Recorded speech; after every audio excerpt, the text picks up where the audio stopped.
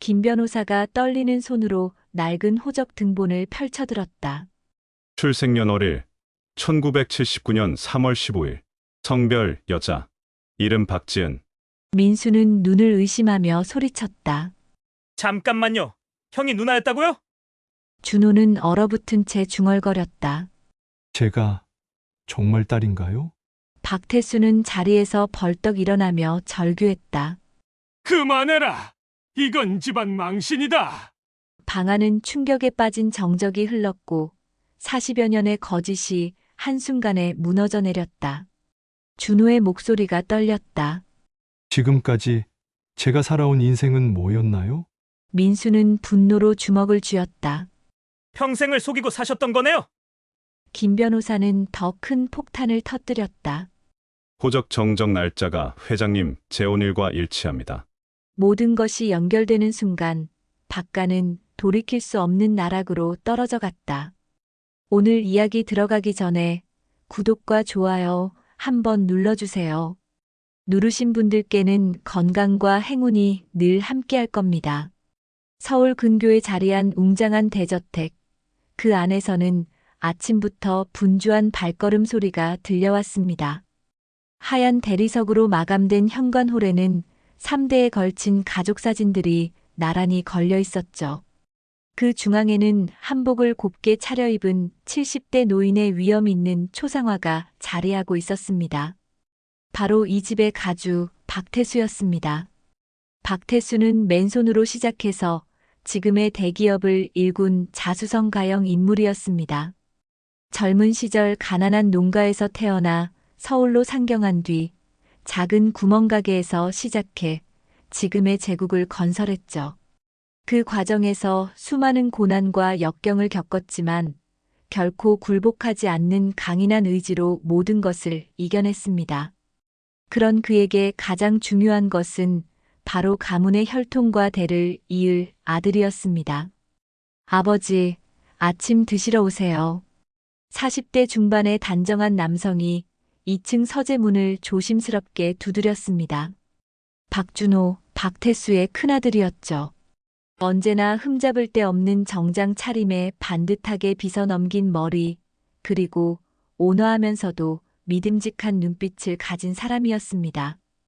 박태수에게는 자랑스러운 후계자였고 집안 사람들에게는 든든한 기둥 같은 존재였습니다. 준호는 어릴 때부터 아버지의 기대를 한몸에 받으며 자랐습니다.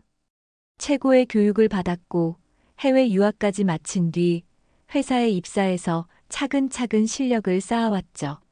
모든 사람들이 인정하는 완벽한 후계자였습니다. 하지만 그런 완벽함 뒤에는 아무도 모르는 깊은 고민이 숨어 있었습니다. 들어와라. 서재 안에서 들려온 굵직한 목소리에 준호는 문을 열고 들어갔습니다. 책으로 가득 찬 서재 한편에서 박태수는 신문을 펼쳐놓고 있었죠. 이른이 넘은 나이임에도 불구하고 여전히 꼿꼿한 어깨와 날카로운 눈빛을 잃지 않은 모습이었습니다. 평생을 걸쳐 맨손으로 일군 기업 제국의 황제다운 위풍당당함이 온몸에서 풍겨났습니다. 서재 벽면에는 박태수의 일생을 보여주는 사진들이 걸려 있었습니다. 작은 가게 앞에서 찍은 흑백 사진부터 시작해서 공장 준공식, 상장 기념식, 그리고 각종 시상식 사진들까지 한 사람의 치열했던 인생이 고스란히 담겨 있었죠. 준호야, 오늘 이사회에서 신규 투자건이 논의된다더구나. 내 의견은 어떠냐? 네, 아버지. 신중하게 접근해야 할 것 같습니다. 최근 경기 상황을 고려하면 무리한 확장보다는 기존 사업의 안정화에 집중하는 것이 좋겠습니다. 특히 해외 시장의 불확실성이 커서. 준호의 차분하고 논리적인 설명에 박태수는 만족스러운 미소를 지었습니다. 역시 믿을 만한 아들이었죠. 이런 순간들이 박태수에게는 무엇보다 소중했습니다. 대를 이을 훌륭한 아들이 있다는 것. 그것이야말로 박태수의 가장 큰 자부심이었으니까요. 그래, 역시 내 아들답구나. 우리 집안은 대를 잇는 남자의 피가 중요하다. 박가의 혈통, 그것이 우리가 지켜야 할 가장 소중한 유산이다. 내가 있어서 든든하다. 박태수는 늘 이런 말을 했습니다. 혈통, 가문, 대를 이을 아들. 이런 전통적인 가치관이 그의 삶을 지배하고 있었죠. 그에게 아들은 단순히 자식이 아니라 자신이 일군 모든 것을 계승할 상징적인 존재였습니다. 그때 아래층에서 소란스러운 소리가 들려왔습니다. 현관문이 거칠게 열리는 소리와 함께 누군가의 목소리가 계단을 타고 올라왔죠. 형 있어? 아버지도 계시나? 30대 초반의 젊은 남성이 서재문을 벌컥 열고 들어왔습니다. 박민수, 박태수의 막내 아들이었습니다. 준호와는 정반대로 자유분방한 차림새에 어디선가 술 냄새까지 풍겨왔죠. 머리는 헝클어져 있었고 어젯밤 무엇을 했는지 짐작이 가는 모습이었습니다. 민수는 어릴 때부터 형과 비교당하며 자랐습니다.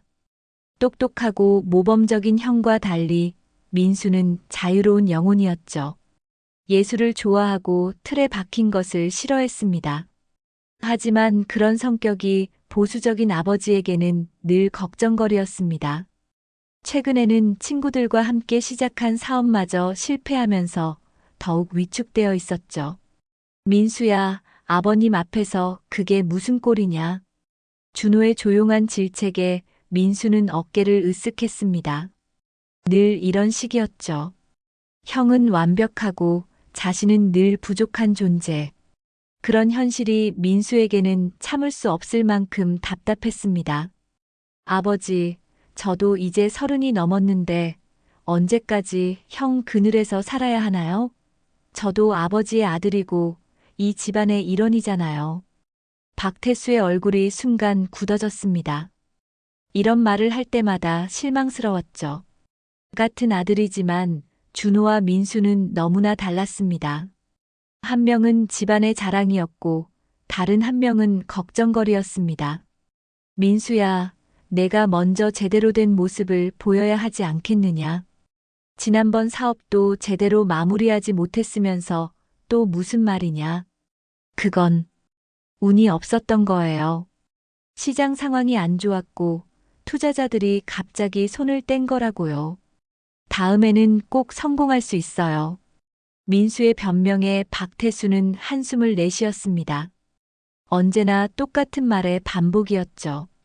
핑계와 변명만 늘어놓을 뿐 자신의 잘못을 인정하려 하지 않았습니다. 성공? 내가 지금까지 제대로 해낸 일이 무엇이 있느냐? 준호를 봐라. 조용히 묵묵히 자신의 역할을 다하고 있지 않느냐? 형은 처음부터 모든 게 준비되어 있었잖아요. 저는 늘 뒷전이었고. 그만해라. 이런 식으로 불평만 할 거면 나가거라. 박태수의 호통에 민수는 입을 다물었지만 눈에는 분노와 서러움이 가득했습니다. 준호는 조용히 동생의 어깨에 손을 올렸습니다. 민수야, 천천히 하자. 급할 것 없어. 하지만 민수에게는 그런 위로조차 비아냥거림으로 들렸습니다. 언제나 여유롭고 완벽한 형, 그리고 그런 형만을 편애하는 아버지. 이 집에서 자신의 자리는 과연 어디에 있는 걸까요? 준호야, 내가 이 집안의 대를 이어야 한다. 그것이 우리 박가의 숙명이니까. 피는 물보다 진하다는 말이 있지 않느냐. 박태수의 말에 준호는 고개를 끄덕였지만 어딘지 모르게 복잡한 표정을 지었습니다. 대를 이어야 한다는 말, 그 무게가 어떤 것인지 준호는 누구보다 잘 알고 있었으니까요.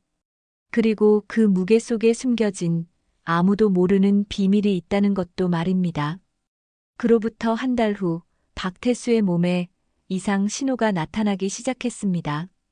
평소 철인처럼 건강했던 그가 갑자기 기침을 자주 하더니 식사량도 눈에 띄게 줄어들었죠. 아침마다 계단을 오르내리던 그의 발걸음도 예전만큼 힘차지 않았습니다. 아버님, 병원에 한번 가보시는 게 어떨까요? 준호가 조심스럽게 제안했지만 박태수는 고개를 저었습니다. 평생을 강인하게 살아온 그에게 병원은 약함을 인정하는 곳이었거든요. 하지만 몸의 신호는 점점 더 강해졌습니다. 어느 날 아침 박태수는 서재에서 쓰러졌습니다. 다행히 큰 부상은 없었지만 이번 일로 가족들은 큰 충격을 받았죠. 병원에서 돌아온 박태수의 얼굴은 사뭇 달라 보였습니다. 의사의 진단 결과가 그리 좋지 않았던 모양이었습니다. 가족들을 모두 불러라. 박태수의 목소리에는 평소와 다른 무게감이 실려 있었습니다.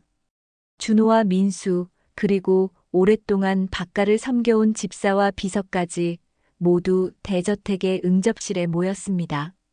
박태수는 소파에 깊숙이 몸을 맡긴 채 두 아들을 바라보았습니다.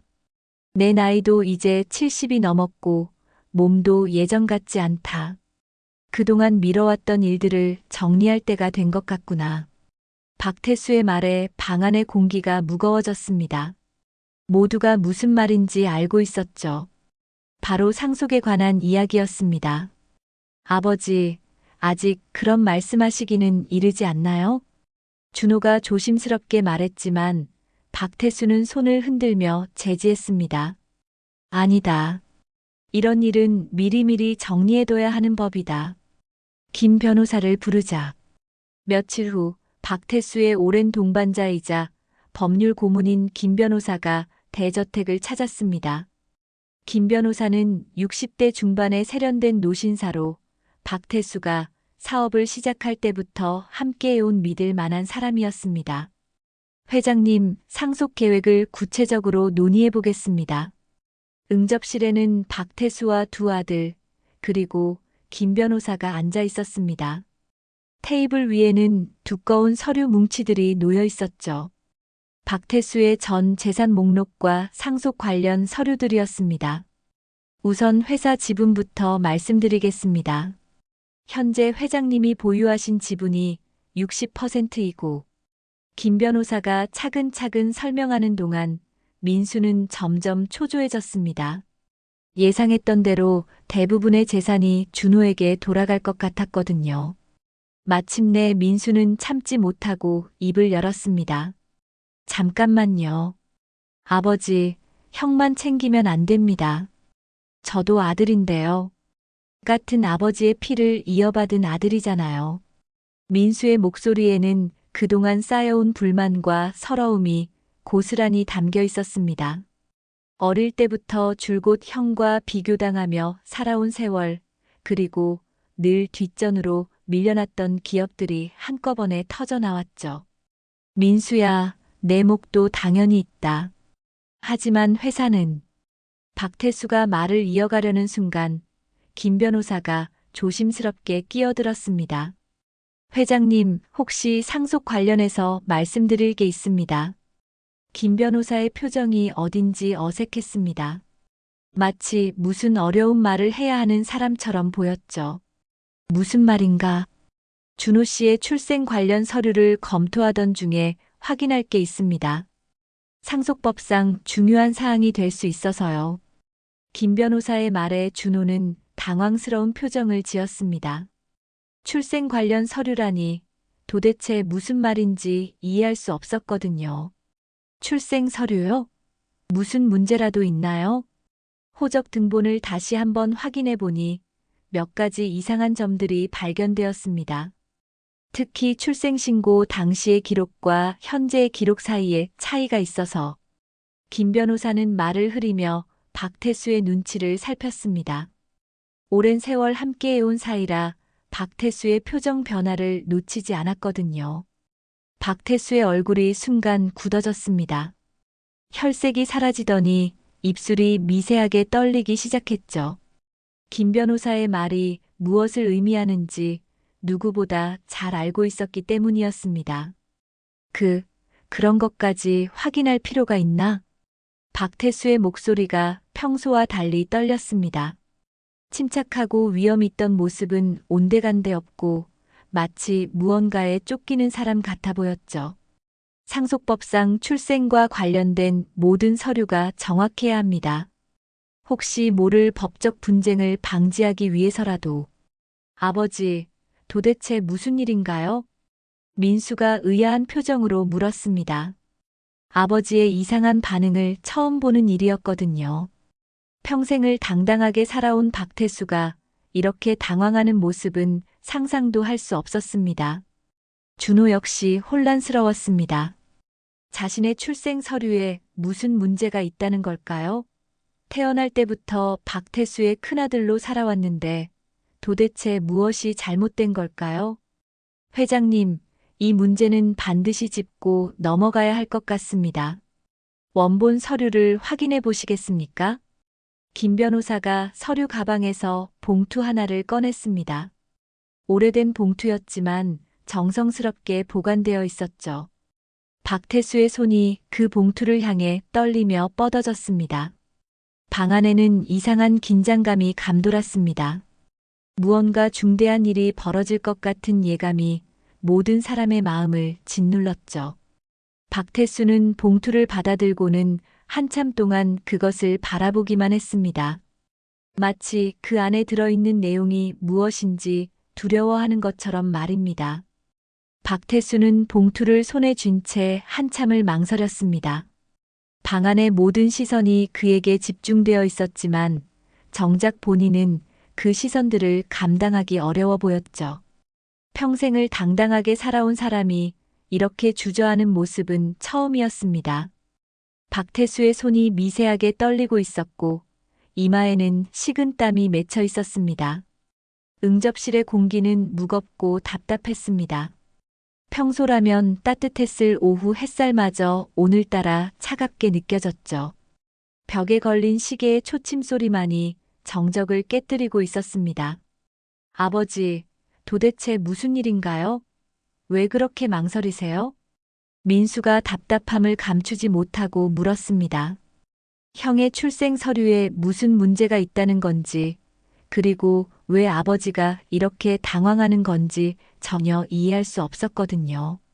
민수는 소파 끝에 앉아 다리를 떨고 있었습니다. 불안감이 몸 전체를 지배하고 있었죠. 준호는 조용히 아버지를 바라보고 있었습니다. 자신과 관련된 문제라는 것은 알겠지만 도대체 무엇이 그렇게 심각한 건지 짐작조차 할 수 없었습니다. 가슴 한편에서는 불길한 예감이 스멀스멀 피어오르고 있었죠. 김 변호사는 조심스럽게 입을 열었습니다. 회장님, 이 문제는 상속과 직결되는 중요한 사안입니다. 법적인 문제가 될 수 있어서 미룰 수는 없을 것 같습니다. 상속법상 출생과 관련된 모든 사실이 명확해야 하거든요. 김 변호사의 말에 박태수의 얼굴은 더욱 굳어졌습니다. 그는 오랫동안 이 순간이 오지 않기를 바랐지만 결국 피할 수 없는 운명이었나 봅니다. 박태수는 깊은 한숨을 내쉬고는 마침내 봉투를 열었습니다. 손가락 끝이 떨리면서 봉투를 여는 것조차 쉽지 않아 보였죠. 그 안에서 낡은 서류 한 장이 나왔습니다. 원본 호적 등본이었습니다. 누렇게 바랜 종이 위에 또렷한 글씨로 적혀 있는 내용을 보는 순간 방 안에 있던 모든 사람들이 충격에 빠졌습니다. 김 변호사가 서류를 받아들고 천천히 읽기 시작했습니다. 그의 목소리는 평소보다 조심스러웠죠. 출생년월일 1979년 3월 15일. 성별 여자. 이름 박지은. 마지막 문장이 끝나자 방 안은 완전한 정적에 빠졌습니다. 누구도 말을 할 수 없었죠. 시간이 멈춘 것 같았습니다. 민수는 눈을 깜빡이며 자신이 잘못 들었나 싶어 김 변호사를 다시 바라보았습니다.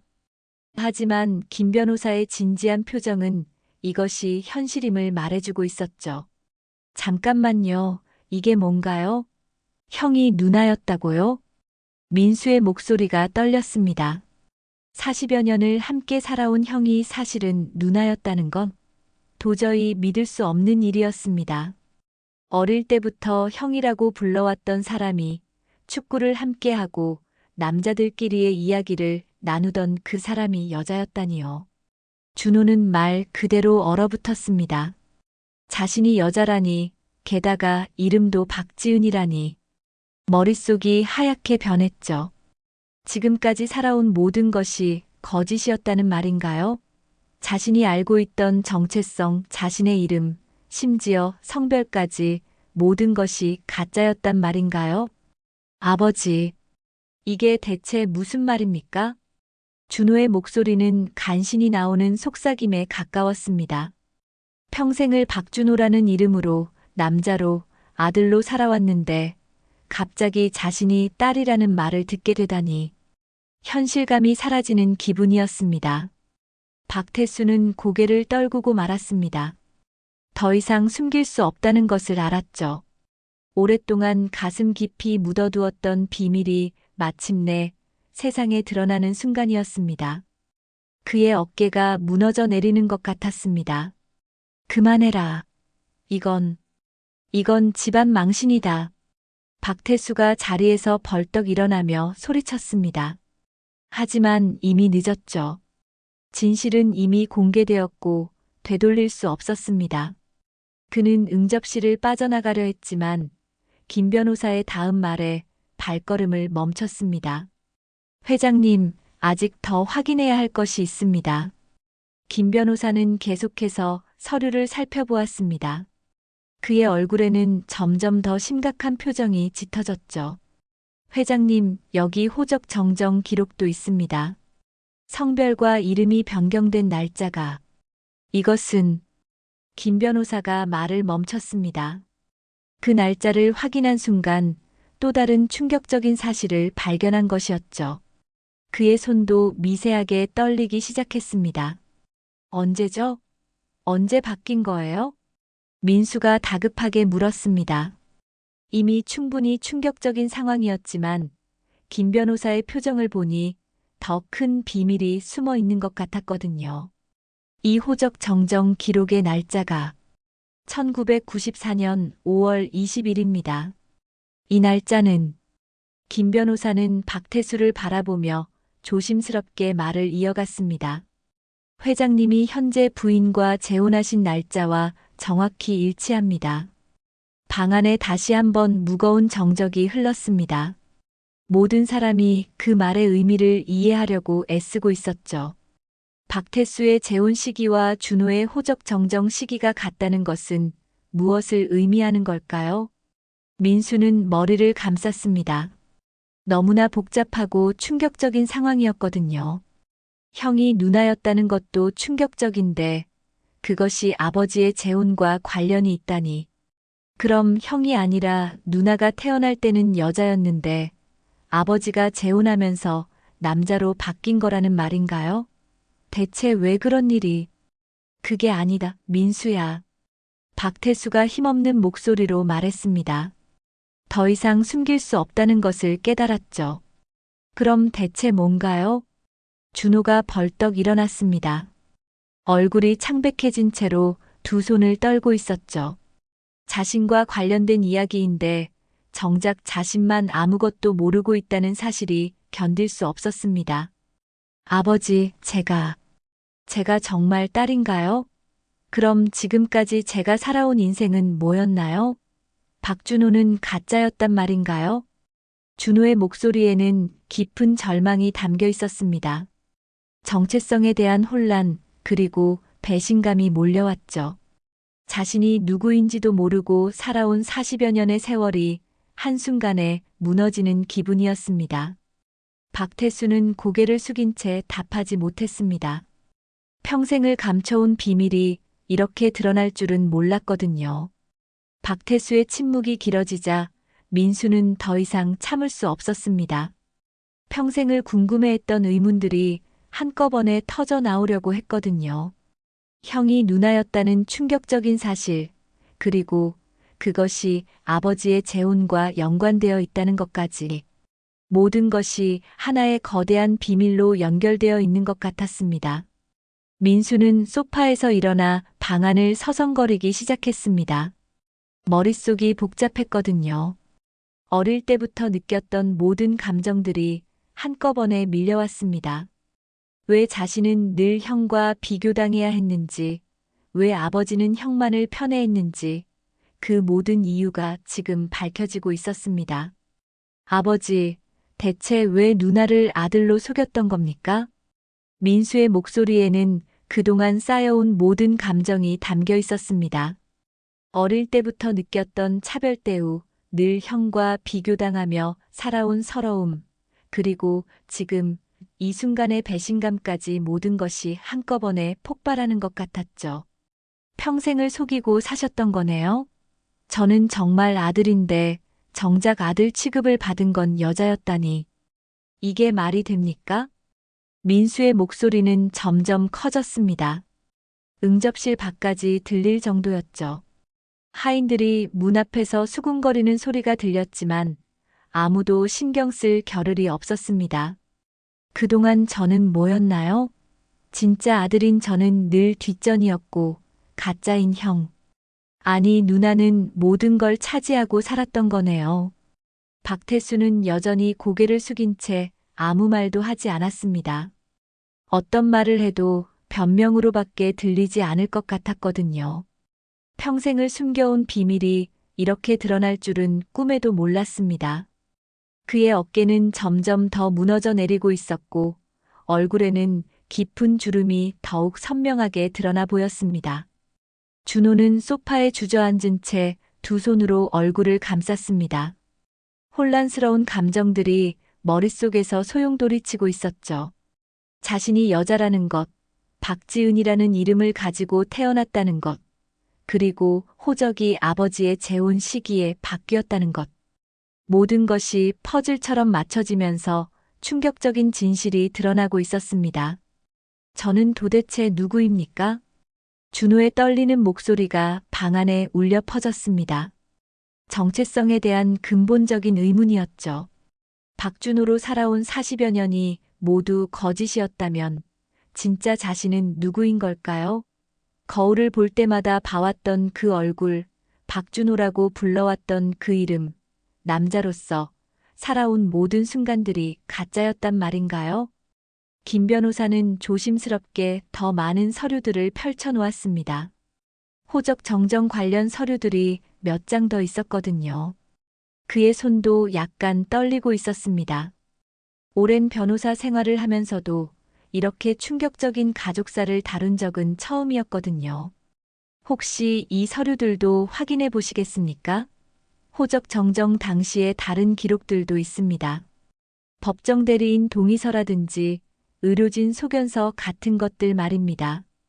박태수는 고개를 저었지만 민수가 나서서 서류를 받아들었습니다. 이제는 모든 것을 알고 싶었거든요. 저는 알 권리가 있습니다. 제 가족에 대한 진실을, 제가 속아서 살아온 이 모든 거짓말들을 알 권리가요. 민수가 서류를 훑어보는 동안 준호는 마침내 입을 열었습니다. 더 이상 숨길 수 없다고 생각했거든요. 어차피 모든 것이 드러난 마당에 끝까지 솔직해지는 것이 낫다고 판단했습니다. 아버지, 사실 저도 어렴풋이 느끼고 있었습니다. 준호의 고백에 모든 사람의 시선이 집중되었습니다. 김 변호사마저 서류를 내려놓고 준호를 바라보았죠. 어릴 때부터 뭔가 이상했어요. 다른 남자아이들과는 다른 느낌이었고, 몸의 변화도 다른 아이들과 달랐어요. 그리고 제가 기억하는 어머니는 아버지의 현재 부인이 아니었거든요. 준호의 말에 박태수의 얼굴이 더욱 굳어졌습니다. 드디어 말해서는 안 될 이야기가 시작되는 것 같았거든요. 그는 준호를 막으려고 했지만 이미 늦었습니다. 제 기억 속 어머니는 다른 분이었습니다. 키가 작으시고 항상 웃으시던 분이었어요. 그분이 돌아가신 후에 아버지가 지금의 어머니와 재혼하셨죠. 그때 제가 5살이었을 겁니다. 준호는 울먹이며 계속 말했습니다. 오랫동안 가슴 깊이 묻어두었던 기억들이 하나씩 떠오르기 시작했거든요. 어린 시절의 단편적인 기억들이 퍼즐처럼 맞춰지고 있었습니다. 그리고 그때부터 저를 아들이라고 부르기 시작하셨어요. 처음에는 이상했지만 아버지가 그렇게 하라고 하시니까 따랐습니다. 어린 마음에 아버지를 실망시키고 싶지 않았거든요. 민수는 충격에 빠졌습니다. 형이, 아니 누나가 이런 과거를 가지고 있었다니. 그동안 완벽해 보였던 형의 삶에 이런 비밀이 숨어 있었다는 것이 믿어지지 않았거든요. 동시에 자신이 그동안 느꼈던 열등감이 얼마나 헛된 것이었는지도 깨닫게 되었습니다. 그럼 누나는 정말 여자로 태어났다는 거네요? 평생을 남자인 척하며 살아온 거고요? 그뿐만이 아닙니다. 준호는 더 큰 용기를 내어 말했습니다. 어차피 모든 것이 드러난 마당에 끝까지 솔직해지기로 결심했거든요. 더 이상 숨길 것도 없었고 이 짐을 계속 혼자 지고 살 수도 없었습니다. 저는 아버지의 친자식이 아닙니다. 방 안에 또 다른 충격이 휩쓸고 지나갔습니다. 민수는 입을 다물지 못했고 김 변호사마저 놀란 표정을 지었죠. 이 정도 수준의 가족사 비밀은 드라마에서나 볼 법한 일이었거든요. 제 친어머니가 재혼하기 전 다른 남자에게서 태어난 딸이었습니다. 아버지는 어머니와 결혼하면서 저를 아들로 입양하신 거예요. 그런데 그 과정에서 성별까지 바꿔버리신 거죠. 박태수는 마침내 고개를 들었습니다. 더 이상 숨길 것도 없었거든요. 평생을 지켜온 비밀이 모두 무너져 내리는 순간이었습니다. 그의 눈에는 깊은 후회와 절망이 가득했습니다. 민수는 분노로 떨기 시작했습니다. 지금까지 들은 모든 것이 받아들여지지 않았거든요. 손이 주먹으로 굳어졌고 얼굴은 붉게 달아올랐습니다. 그럼 아버지의 피도 아니어진 사람을 후계자로 만들겠다고요? 저는 진짜 아들인데 피 한 방울 섞이지 않은 사람이 저보다 우선이라는 말인가요? 민수의 목소리는 점점 커졌습니다. 평생을 참아온 분노가 한꺼번에 터져 나오고 있었거든요. 아버지가 그렇게 중요하게 여기시던 박가의 혈통은 대체 뭔가요? 혈통도 없는 사람을 아들이라고 속이면서 무슨 혈통을 말씀하시는 거예요? 이 모든 게 다 거짓말이었던 거네요. 준호는 울음을 터뜨렸습니다. 자신으로 인해 집안이 이렇게 분열되는 것을 보니 견딜 수 없었거든요. 평생을 짊어지고 살아온 짐이 얼마나 무거운 것이었는지 이제야 깨달았습니다. 미안해, 민수야. 내가 모든 걸 망쳤어. 내가 없었다면 이런 일은 없었을 텐데. 그로부터 일주일 후 박가 대저택에는 평소보다 훨씬 많은 사람들이 모여들었습니다. 박태수의 형제들과 조카들, 그리고 오랫동안 박가와 인연을 맺어온 친척들까지 모두 급히 소집되었거든요. 지난주에 벌어진 충격적인 진실이 가문 전체로 퍼져나간 결과였습니다. 응접실보다 훨씬 넓은 대회의실에 20명이 넘는 사람들이 둘러앉았습니다. 평소라면 명절이나 경사가 있을 때나 이렇게 모이는 자리였는데 오늘은 분위기가 사뭇 달랐죠. 모든 사람의 얼굴에는 경직된 표정이 가득했고 수군거리는 소리들이 방 안을 가득 메우고 있었습니다. 박태수는 상석에 앉아 있었지만 일주일 전과는 확연히 다른 모습이었습니다. 충격적인 진실이 드러난 후 밤낮으로 시달렸던 스트레스가 몸에 그대로 나타나고 있었거든요. 얼굴은 창백했고 손은 미세하게 떨리고 있었습니다. 평생을 위엄있게 살아온 가주의 모습은 온데간데 없었죠. 준호는 박태수 옆에 앉아 있었지만 모든 시선이 차갑기만 했습니다. 친척들의 눈빛에서는 실망과 분노, 그리고 배신감이 고스란히 느껴졌거든요. 40여 년을 가족으로 여겨왔던 사람이 사실은 피 한 방울 섞이지 않은 남남이었다는 사실을 받아들이기 어려웠을 겁니다. 민수는 준호 맞은편에 앉아 복잡한 표정을 짓고 있었습니다. 분노와 안타까움이 뒤섞인 감정이었죠. 한편으로는 평생 자신을 억눌러온 형이 사실은 가짜였다는 것에 대한 억울함이 있었고, 다른 한편으로는 그런 무거운 비밀을 혼자 짊어지고 살아온 준호에 대한 연민도 있었습니다. 박태수의 둘째 형인 박태진이 먼저 입을 열었습니다. 60대 후반의 그는 평소에도 직설적인 성격으로 유명했거든요. 태수야, 이게 대체 무슨 일이냐? 40여 년을 속여온 거라니 이런 일이 어디 있느냐? 박태진의 목소리에는 분노가 가득했습니다. 박가의 명예가 실추되었다고 생각했거든요. 사실은 딸인데다 피도 안 섞였다니. 이건 완전히 사기 아니냐. 우리 박가 사람들을 모두 바보로 만든 거나 다름없어.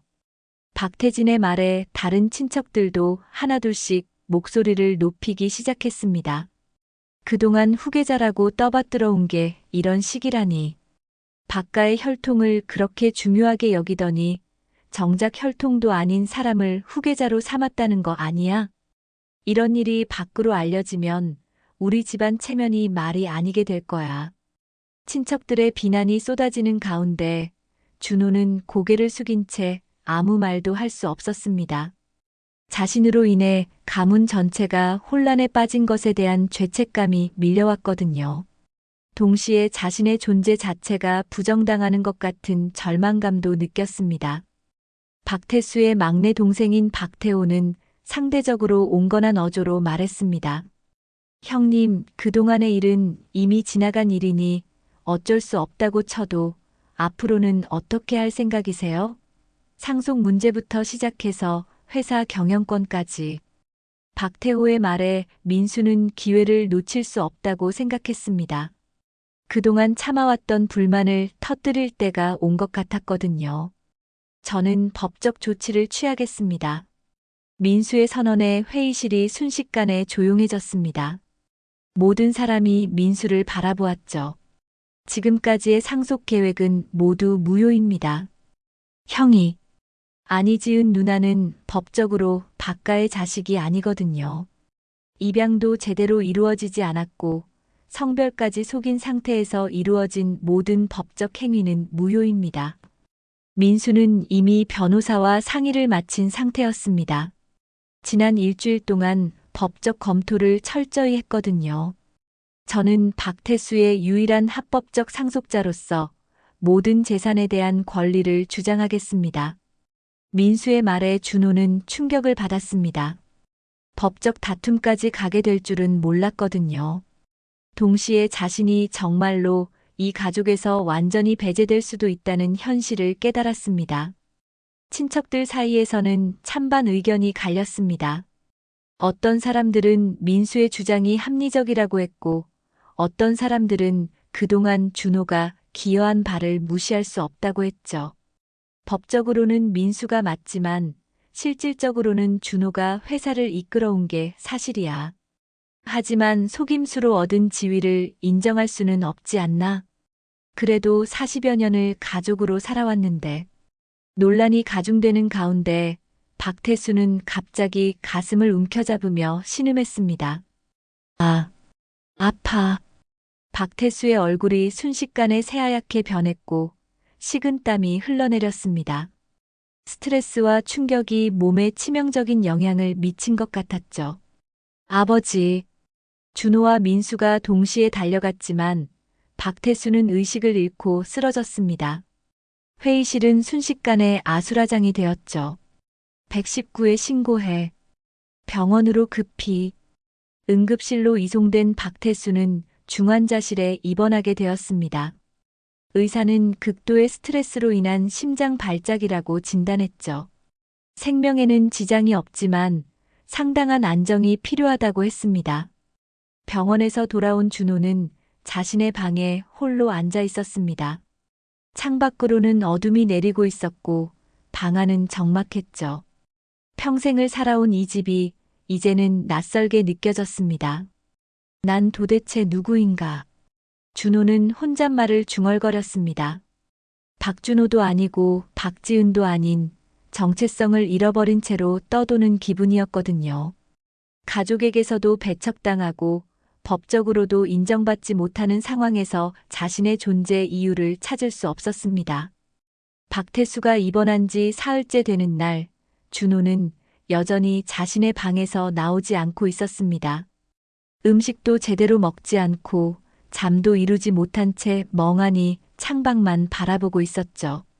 평생을 박준호로 살아온 자신이 사실은 박지은이었다는 충격, 그리고 가족들로부터 완전히 배척당한 현실이 받아들여지지 않았습니다. 하인들이 몇 번이나 문을 두드리며 식사를 권했지만 준호는 응답조차 하지 않았습니다. 마치 세상과 단절된 채 살고 있는 것 같았죠. 거울을 볼 때마다 자신이 누구인지 알 수 없어 더욱 혼란스러웠습니다. 도대체 내가 누구란 말인가? 준호는 침대에 앉은 채 중얼거렸습니다. 박준호라는 이름으로 살아온 40여 년의 세월이 모두 거짓이었다면 진짜 자신은 누구인 걸까요? 박지은이라는 이름도 낯설기만 했고 여자라는 사실도 받아들이기 어려웠습니다. 그때 문득 어린 시절의 기억이 떠올랐습니다. 친어머니와 함께 살았던 짧은 시간들, 그분이 자신을 부르던 다정한 목소리, 그리고 그분이 돌아가신 후에 혼란스러웠던 나날들. 모든 기억이 조각조각 흩어져 있어서 명확하게 정리되지 않았지만 분명한 것은 그때가 자신에게 가장 행복했던 시간이었다는 것입니다. 준호는 갑자기 무언가가 생각났습니다. 어머니의 유품들이 다락방에 보관되어 있다는 것을 말입니다. 박태수가 재혼한 후 모든 것을 정리하면서도 어머니의 물건들만은 버리지 않고 다락방에 보관해 두었거든요. 아마도 마음 한편에 미안함이 있었을 겁니다. 준호는 처음으로 방문을 열고 나왔습니다. 복도는 조용했고 하인들의 모습도 보이지 않았죠. 모든 사람들이 조심스러워하며 자신을 피하고 있는 것 같았습니다. 준호는 계단을 올라가 다락방으로 향했습니다. 다락방 문을 열자 먼지 냄새와 함께 오래된 추억들이 밀려왔습니다. 구석진 곳에 낡은 나무 상자가 놓여 있었는데 그 위에 영숙의 유품이라고 적힌 라벨이 붙어 있었죠. 영숙, 그것이 준호의 친어머니 이름이었습니다. 준호는 떨리는 손으로 상자를 열었습니다. 그 안에는 낡은 옷가지들과 사진들, 그리고 몇 개의 편지 봉투가 들어 있었죠. 사진들을 하나씩 꺼내보니 어린 자신과 어머니가 함께 찍은 모습들이 나왔습니다. 그 사진 속의 자신은 분명히 여자아이의 모습이었고 머리도 길게 기르고 있었습니다. 내가 정말 여자였구나. 준호는 사진을 보며 중얼거렸습니다. 기억 속에서 희미했던 모습들이 선명하게 되살아나고 있었거든요. 어머니와 함께 꽃을 보러 갔던 날, 예쁜 원피스를 입고 사진을 찍었던 날, 그리고 어머니가 자신을 지은이라고 부르며 안아주었던 따뜻한 기억들. 그때 편지 봉투 중 하나에서 자신의 이름이 적힌 것을 발견했습니다. 사랑하는 지은이에게라고 적혀 있었죠. 준호는 조심스럽게 편지를 꺼내어 읽기 시작했습니다. 사랑하는 딸 지은아, 이 편지를 읽고 있다면 아마도 모든 진실을 알게 되었을 거야. 엄마가 미리 써놓는 이 편지가 너에게 작은 위로가 되었으면 좋겠구나. 편지를 읽는 순간 눈물이 쏟아져 내렸습니다. 어머니의 글씨체, 그 따뜻한 말투가 그대로 느껴졌거든요. 딸아, 널 아들로 만든 건 결코 엄마 뜻이 아니었다. 엄마가 태수 씨와 재혼할 때 그분이 조건을 내세웠어. 딸이 아닌 아들이어야 받아들이겠다고 했지. 엄마는 혼자서 널 키우기 어려운 상황이었고 태수 씨가 너에게 좋은 아버지가 되어줄 거라고 믿었단다. 준호는 편지를 읽으며 흐느꼈습니다. 그동안 품어왔던 모든 의문들이 해결되고 있었거든요. 하지만 내가 어떤 모습이든 아들이든 딸이든 넌 엄마의 가장 자랑스러운 아이였어. 내가 남들보다 더 힘든 길을 걸어야 한다는 걸 알면서도 그런 선택을 한 엄마를 용서해다오. 편지는 계속 이어졌습니다. 태수 씨는 겉으로는 엄격해 보이지만 마음만은 따뜻한 사람이야. 그분도 처음에는 어쩔 수 없는 상황이었지만 시간이 지나면서 진짜로 널 아끼게 되었을 거야. 그분이 널 대하는 모습을 보면 진짜 아버지와 다름없었거든. 준호는 편지를 읽으며 새로운 깨달음을 얻었습니다. 박태수가 자신에게 보인 사랑이 가짜가 아니었다는 것을 말입니다. 비록 혈연 관계는 아니었지만 그 분 나름대로 자신을 진짜 아들처럼 사랑해 준 것이었죠. 지은아, 내가 어떤 이름으로 살든 어떤 성별로 살든 그건 중요하지 않아. 중요한 건 내가 행복하고 당당하게 사는 거야. 넌 충분히 가치 있는 사람이고 누구에게든 떳떳할 수 있는 아이란다. 편지의 마지막 부분을 읽을 때쯤 준호의 마음속에는 묘한 평안함이 찾아왔습니다. 어머니의 말을 통해 자신의 존재 이유를 다시 찾게 된 것 같았거든요. 엄마는 하늘에서 늘 널 지켜보고 있을 거야. 힘들 때마다 이 편지를 읽고 힘을 내렴. 사랑한다, 우리 지은이. 엄마가. 편지를 다 읽은 준호는 한참을 그 자리에 앉아 있었습니다. 눈물은 여전히 흐르고 있었지만 절망이 아닌 다른 감정이었죠. 자신이 누구인지 어떻게 살아야 할지에 대한 답을 찾은 것 같았습니다. 나는 태수 아버지의 피는 아니지만 그분의 사랑과 함께 살아온 자식이구나. 준호는 혼잣말을 중얼거렸습니다. 혈연이 전부가 아니라는 것을 깨달았거든요. 박태수가 입원한 지 한 달이 지났지만 여전히 의식이 완전히 회복되지 않은 상태에서 민수는 법적 절차를 강행했습니다. 더 이상 기다릴 수 없다고 판단했거든요. 박가의 상속 분쟁은 결국 법정으로 넘어가게 되었습니다. 서울중앙지방법원 가정법원 상속 분쟁 전담 법정에는 박가 사람들과 변호사들 그리고 방청객들이 가득 모여 있었습니다. 평소라면 조용했을 법정이 오늘따라 술렁거렸죠. 박가처럼 유명한 재벌가의 상속 분쟁이라 언론의 관심도 높았습니다. 준호는 피고석에 앉아 있었습니다. 한 달 전과는 확연히 다른 모습이었죠. 어머니의 편지를 읽은 후 많은 변화가 있었습니다. 더 이상 절망에 빠져 있지 않았고 자신의 정체성에 대해서도 어느 정도 정리가 된 상태였습니다. 여전히 복잡한 감정들이 있었지만 적어도 당당하게 맞설 준비는 되어 있었습니다. 민수는 원고석에 앉아 긴장한 표정을 짓고 있었습니다. 평생을 기다려온 기회였지만 막상 법정에 서니 마음이 편하지 않았거든요. 형이, 아니 지은 누나와 법정에서 맞서야 한다는 현실이 무겁게 다가왔습니다. 재판장이 개정을 선언하자 법정은 조용해졌습니다. 중년의 여성 판사가 엄숙한 표정으로 사건을 정리하기 시작했죠. 이번 사건은 박태수 씨의 상속과 관련된 분쟁 사건입니다. 원고는 둘째 아들 박민수 씨이고 피고는 첫째 아들로 알려져 있던 박준호 씨입니다. 원고 측 변호사부터 주장을 시작하시기 바랍니다. 민수 측 변호사가 일어나 말하기 시작했습니다. 재판장님, 본 사건의 핵심은 명확합니다. 피고 박준호는 법적으로 박태수의 자녀가 아닙니다. 출생 당시부터 다른 부모에게서 태어났고 정식 입양 절차도 거치지 않았습니다. 더욱이 성별까지 허위로 신고하여 지금까지 생활해왔습니다. 변호사는 준비해온 서류들을 제출하며 계속 설명했습니다. 이는 명백한 공문서 위조 및 사기에 해당하며 이러한 불법적인 방법으로 얻은 상속권은 인정될 수 없습니다. 따라서 박태수의 유일한 합법적 상속자는 원고 박민수뿐입니다. 민수는 자리에서 일어나 직접 발언했습니다. 재판장님, 저는 평생을 형이라고 생각하며 살아왔습니다. 하지만 그 모든 것이 거짓이었습니다. 여자는 후계자가 될 수 없습니다. 게다가 형은 친자도 아니잖아요. 민수의 목소리에는 그동안 쌓여온 분노와 억울함이 고스란히 담겨 있었습니다. 법정 전체가 숨을 죽이고 그의 말을 들었죠. 저는 박태수의 진짜 아들입니다. 혈연으로 이어진 진짜 아들이에요. 그런데 가짜에게 모든 것을 빼앗길 수는 없습니다.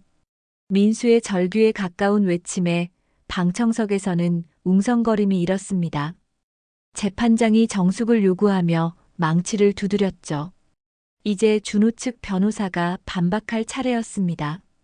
재판장님, 혈연관계만이 가족의 전부는 아닙니다. 피고 박준호 씨는 비록 생물학적으로는 박태수 씨의 자녀가 아닐지 몰라도 40여 년간 실질적인 가족으로 살아왔습니다. 하지만 민수 측의 법적 논리는 강력했습니다. 혈연관계가 없고 정식 입양 절차도 거치지 않은 상태에서는 법적 상속권을 인정받기 어려웠거든요. 그때 준호가 천천히 일어났습니다. 법정의 모든 시선이 그에게 집중되었죠. 한 달 전과는 완전히 다른 모습이었습니다. 더 이상 위축되거나 절망에 빠진 모습이 아니었습니다. 재판장님, 제가 직접 말씀드리겠습니다. 준호의 목소리는 떨리지 않았습니다. 어머니의 편지를 통해 얻은 깨달음이 그에게 용기를 준 것 같았죠. 저는 박준호라는 이름으로 살아왔지만 사실 박지은입니다. 여자로 태어났고 박태수 아버지의 친자가 아닌 것도 맞습니다. 준호의 고백에 법정은 다시 한번 술렁였습니다. 직접 입으로 진실을 인정하는 순간이었거든요. 하지만 저는 말하고 싶습니다. 나는 태수 아버지의 피는 아니지만 그분의 가르침과 희생을 이어받은 딸입니다. 준호의 목소리에는 확신이 가득했습니다. 눈물이 글썽였지만 당당했죠. 아들로 살며 모든 짐을 짊어진 것도 바로 저였습니다. 40여 년 동안 남자라는 거짓 정체성을 가지고 살면서도 박가를 위해 헌신해왔습니다. 그것이 제 자격입니다. 준호는 가슴을 펴고 계속 말했습니다. 혈연이 가족의 전부라면 왜 태수 아버지는 40여 년 동안 저를 아들로 사랑해 주셨을까요?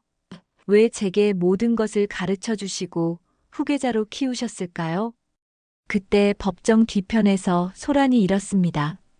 문이 열리며 휠체어에 탄 박태수가 나타난 것이었죠. 병원에서 몰래 나온 것 같았습니다. 얼굴은 여전히 창백했지만 눈빛만은 또렷했습니다. 아버지, 준호와 민수가 동시에 외쳤습니다. 아무도 박태수가 올 줄은 몰랐거든요. 박태수는 힘겹게 휠체어를 타고 법정 앞쪽으로 왔습니다. 재판장도 놀란 기색을 감추지 못했죠. 재판장님, 당사자로서 한 말씀 드리겠습니다. 박태수의 목소리는 약해졌지만 여전히 권위가 있었습니다. 내가 잘못했습니다. 박태수의 첫마디에 법정 전체가 조용해졌습니다. 피보다 중요한 건 함께한 세월입니다. 지은은 내 피는 아니지만 내 진짜 자식입니다. 40여 년을 함께 살며 서로를 가족으로 여겨온 것, 그것이 진짜 가족의 의미입니다. 박태수는 준호를 바라보며 말했습니다. 지은이가 이 집안을 이을 자격이 있습니다. 그 누구보다도 말입니다. 법정은 완전한 정적에 빠졌습니다. 민수는 충격의 말을 잇지 못했고 모든 사람들이 박태수의 선언에 놀라고 있었습니다. 박태수의 선언은 법정을 뒤흔들었습니다. 하지만 무리한 외출이 그의 몸에 치명적인 영향을 미쳤죠. 법정에서 쓰러진 박태수는 다시 병원으로 급히 이송되었고 의사들은 더 이상 희망이 없다고 말했습니다. 극도의 스트레스와 무리가 그의 심장을 견딜 수 없게 만들었거든요. 중환자실에 누워있는 박태수의 모습은 평생을 강인하게 살아온 사람이라고는 믿어지지 않을 만큼 초라했습니다. 산소 마스크를 쓴 채 간신히 숨을 쉬고 있었고 각종 의료기기들이 그의 생명을 연장하고 있었죠. 의식은 있었지만 말을 하기조차 힘들어 보였습니다. 준호와 민수는 번갈아가며 병실을 지켰습니다. 법정에서의 갈등은 잠시 접어둔 채 아버지의 마지막을 함께하고 있었죠. 간호사들이 면회 시간을 제한했지만 가족이라는 이유로 특별히 허용해 주었습니다. 아버지, 저예요. 지은이에요. 준호는 박태수의 침대 옆에 앉아 조심스럽게 말했습니다. 이제는 박준호가 아닌 박지은으로서 말하고 있었죠. 박태수는 힘겹게 눈을 뜨고 준호를 바라보았습니다. 흐릿해진 눈빛이지만 여전히 따뜻함이 느껴졌습니다. 지은아. 박태수가 간신히 내뱉은 한마디에 준호는 눈물을 터뜨렸습니다. 평생을 아버지라고 부르며 살아온 사람이 자신의 진짜 이름을 불러주는 순간이었거든요. 아버지, 죄송합니다. 제가 이 집안을 이렇게 만들었어요. 준호의 사과에 박태수는 고개를 저었습니다. 힘이 없어서 크게 움직일 수는 없었지만 분명히 고개를 저었죠. 아니다. 내가 잘못했다. 박태수는 말하기조차 힘들어했지만 끝까지 말하려고 애썼습니다. 너를 남자로 만든 것이 미안하다. 박태수의 고백에 준호는 더욱 울었습니다. 평생을 숨겨야 했던 정체성, 그리고 그것을 강요한 것에 대한 박태수의 사과였거든요. 괜찮아요, 아버지. 저는 아버지 덕분에 강하게 살 수 있었어요. 준호는 박태수의 손을 잡았습니다. 차가워진 손이었지만 여전히 따뜻함이 느껴졌죠. 그때 민수가 병실로 들어왔습니다. 며칠 동안 제대로 잠을 이루지 못한 듯 얼굴이 초췌했습니다. 법정에서의 일 이후로 많은 생각을 했을 거예요. 아버지. 민수는 침대 반대편에 앉았습니다. 평생을 서운해했던 아버지였지만 이제 곧 영원히 이별해야 한다는 현실 앞에서는 모든 원망이 사라졌습니다. 박태수는 두 아들, 아니 아들과 딸을 번갈아 바라보았습니다. 마지막 순간에 진짜 가족의 의미를 깨닫게 된 것 같았죠. 민수야, 형을, 누나를 도와줘라. 박태수의 부탁에 민수는 고개를 끄덕였습니다. 눈에는 눈물이 글썽였죠. 지은아, 이제는 내 이름으로 살아라. 박태수는 마지막 힘을 다해 준호의 손을 꽉 잡았습니다. 그리고 천천히 눈을 감았죠. 평생을 치열하게 살아온 한 사람의 인생이 조용히 막을 내리는 순간이었습니다. 의료진들이 달려와 응급처치를 했지만 소용없었습니다. 박태수는 두 자식의 손을 잡은 채 세상을 떠났습니다. 그의 얼굴에는 평안함이 가득했죠. 마지막에나마 진실을 말할 수 있어서 후회 없는 표정이었습니다. 장례는 조용히 치러졌습니다. 화려한 사회장 대신 가족장으로 진행되었죠. 친척들과 회사 사람들이 모였지만 분위기는 숙연했습니다. 평생을 강인하게 살아온 한 사람의 삶을 기리는 자리였거든요. 장례를 치른 후 준호와 민수는 아버지의 서재에서 마지막 대화를 나누었습니다. 두 사람 사이에는 여전히 어색함이 있었지만 예전의 적대감은 사라진 상태였죠. 누나. 민수가 처음으로 준호를 누나라고 불렀습니다. 어색했지만 진심이 담긴 호칭이었죠. 미안해. 내가 너무 집착했어. 평생을 누나를 형이라고 부르면서도 왜 그렇게 질투했는지. 민수는 울먹이며 고개를 숙였습니다. 그동안의 모든 행동들이 후회되었거든요. 괜찮아, 민수야. 나도 내 마음을 이해해. 준호는 동생을 위로했습니다. 이제는 박지은으로서, 누나로서 동생을 대하고 있었죠. 법정에서의 일은 어떻게 할 거야? 민수의 질문에 준호는 잠시 생각했습니다. 상속 문제는 여전히 남아 있었거든요. 회사는 내가 맡겠어. 하지만 개인 재산은 내가 가져도 돼. 준호의 제안에 민수는 고개를 저었습니다. 아니야. 누나가 다 가져. 아버지도 그걸 원하셨을 거야. 두 사람은 서로를 이해하게 되었습니다. 혈연이 전부가 아니라는 것, 그리고 함께한 시간과 사랑이 더 중요하다는 것을 깨달았죠. 며칠 후 준호는 회사 임직원들 앞에서 새로운 선언을 했습니다. 저는 앞으로 박지은이라는 이름으로 살아가겠습니다. 성별과 출생의 비밀을 더 이상 숨기지 않겠습니다. 임직원들은 처음에는 놀랐지만 곧 받아들였습니다. 그동안 보여준 능력과 인품이 있었기 때문이었죠. 저는 아들이 아닌 딸로, 그러나 박태수 회장의 자식으로 살아가겠습니다. 혈연이 아닌 사랑으로 이어진 가족의 의미를 지켜나가겠습니다. 박지은의 당당한 선언에 바깥 사람들도 점차 받아들이기 시작했습니다. 집안은 깊은 상처를 입었지만 그 속에서 진짜 가족의 의미를 다시 찾아가고 있었습니다.